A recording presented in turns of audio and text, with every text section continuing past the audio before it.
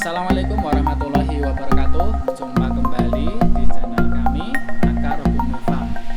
Mungkin di antara teman-teman ada yang pernah membuat pakan fermentasi tapi gagal, atau mungkin ada di antara teman-teman yang ingin dan pengen tahu cara membuat pakan fermentasi dan masih penasaran dan belum tahu bagaimana caranya.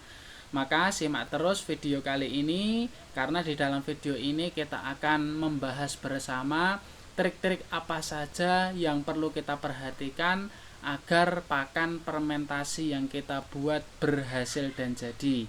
Sebelum kita lanjutkan pembahasan pada video kali ini, bagi teman-teman yang belum subscribe, silahkan klik tombol subscribe agar tidak ketinggalan info-info menarik lainnya seputar ruminansia. Oke teman-teman, peternak ruminansia dimanapun Anda berada, sebelum kita membahas lebih lanjut, yang perlu diperhatikan bahwa fermentasi pakan ada 3 model ya teman-teman. Model pertama yaitu fermentasi terbuka, kemudian model kedua fermentasi semi terbuka, atau fermentasi semi tertutup, intinya setengah-setengah, yaitu anggap aja setengah-setengah.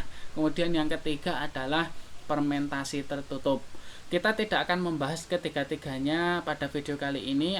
Akan kita bahas perbedaannya apa dan ciri-cirinya apa saja dan bagaimana caranya pada video yang khusus membahas tentang itu.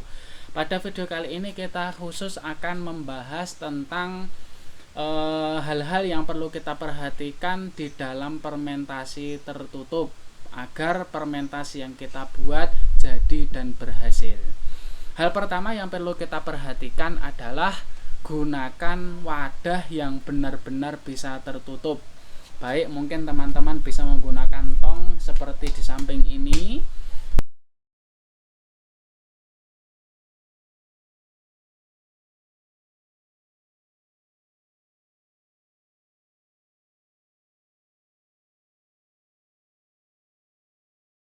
Karena pada intinya pada proses fermentasi tertutup ini kunci utamanya adalah jangan sampai ada kebocoran udara, karena itu bisa menjadikan proses fermentasi gagal yang akhirnya pakan membusuk.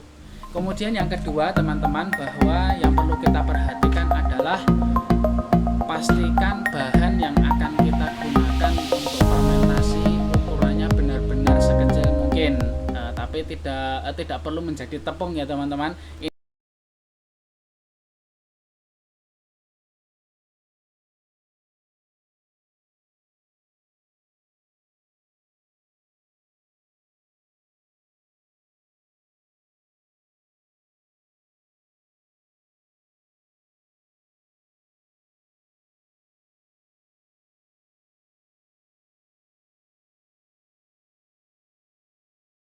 Sehingga ini membantu proses fermentasi dan tidak gagal. Nah, ini yang kedua. Kemudian yang ketiga teman-teman, pastikan kadar air bahan yang kita buat kurang lebih sekitar 25-30%. Jangan kurang dan jangan lebih, karena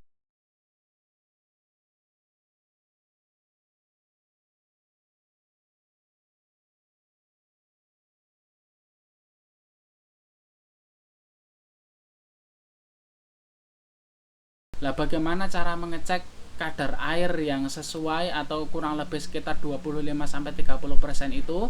Maka simak di video yang khusus membahas tentang bagaimana cara mengecek kadar air yang bagus untuk fermentasi. Kemudian yang selanjutnya adalah gunakan probiotik yang memang probiotik tersebut sinkron atau cara penggunaannya dengan model tertutup. Jangan sampai kebalik ya teman-teman, kita menggunakan probiotik yang cara kerjanya dengan terbuka kita gunakan untuk proses fermentasi yang tertutup, maka itu kebalik. Kalau di kami sendiri, kami menggunakan ini ya teman-teman, ini WinProb. Ini bentuknya serbuk. Ini adalah probiotik yang khusus digunakan untuk proses fermentasi yang tertutup. Ada yang serbuk, ada juga yang cair. Adapun teman-teman silahkan menggunakan probiotik yang teman-teman serg dan cocok. Intinya harus sesuai dengan proses yang kita gunakan. Kemudian yang selanjutnya yang perlu kita perhatikan adalah waktu pemeraman, karena di dalam proses fermentasi tertutup ini waktunya lebih lama daripada kedua proses yang sebelumnya, terbuka atau semi terbuka. Minimal proses fermentasi atau pemeraman adalah 4 minggu sampai 8 minggu agar kita mendapatkan nilai plus, yaitu bertambahnya protein, turunnya serat kasar, dan juga bertambahnya TDN. Adapun lama atau sebentar 4 sampai 8 minggu, lama atau sebentarnya itu